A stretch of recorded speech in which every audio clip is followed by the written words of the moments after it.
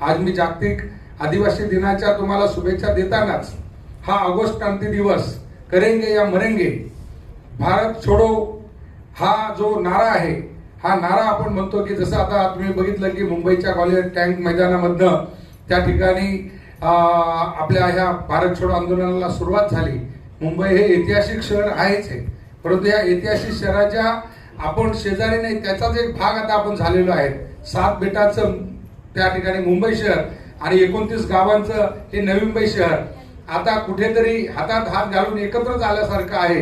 हे 4 पूल एकात एक हात घातल्यासारखे दिसत आहे. तर हे शहर एक जॉईंट शहर झाल्यासारखं वाटतंय.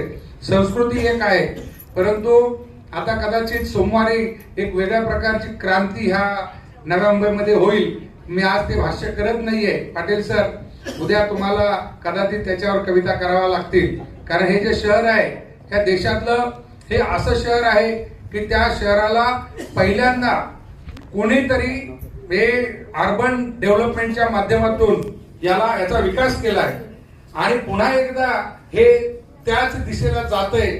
आणि ह्या शहराची वाट लावताना त्यावेळेस भूमिपत्र विस्थापित झाला आणि आता नवी मुंबईकर विस्थापित होईल, या दिशेला या शहराची वाट चालू आहे. आणि त्याच्यामुळे उद्या कदाचित 10 वाजताच तुम्हाला खूप मोठ्या म्हणजे हेडलाईन्स, हायलाइट्स, तुम्हाला ब्रेकिंग न्यूज तुम्हाला